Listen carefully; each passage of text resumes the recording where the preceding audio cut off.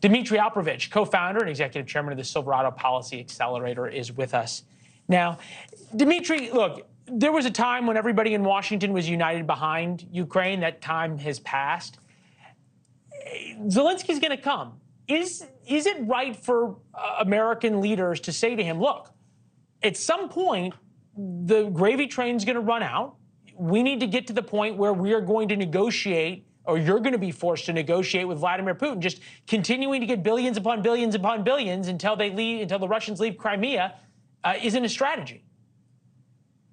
It's a very difficult situation, Leland. But look, Vladimir Putin has no interest in negotiating anything. He has no interest in relinquishing territory, and he hasn't given up on his ambitions to take still Kiev and change over the government and install a puppet regime. So the idea that Ukraine is just fighting to retake some village or some town in the south or eastern part of the country is a little bit misguided, because what's at stake here is that the Russians are very likely to launch another offensive and try to go again, try to take the rest of the Donbass area, maybe try to take Kiev. So the Ukrainians are in for a very tough fight that may last many years.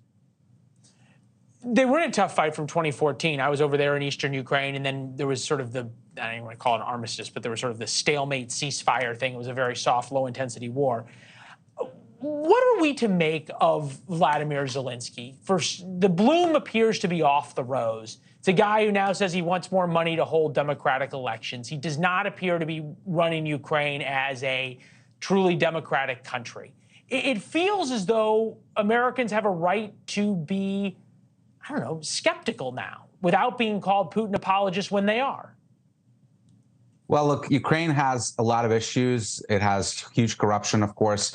That's very problematic. It has huge governance issues. But I think what's at stake here is not just democracy versus authoritarianism, which is the Biden administration position here. What's at stake is that you cannot allow countries to just grab territory whenever they want just because they're strong enough to do so. So you can't let Vladimir Putin get away with this. You can't let China get away with taking Taiwan. You cannot let great powers or large powers do this to smaller countries. Otherwise, the world will be in chaos. Well, that in and of itself is a fair point. I got about 15 seconds or so.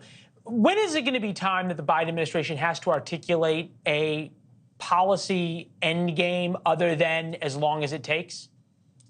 Look, there is only one plan here that actually is shared by all countries involved: Russia, Ukraine, United States, and Europe. And that is to attrit the other side, to wait it out and see who collapses first. That's the plan for everyone involved here. And it remains to be seen who actually wins it. Yeah, with an awful lot of lives caught in the middle. And you know that better than most. Dmitri, it's always good to see you. Thank you. Have a good weekend. Thanks for watching. Go to newsnationnow.com to find NewsNation on your television provider. And don't forget to subscribe. Click the red button to get more of NewsNation's fact-driven, unbiased coverage.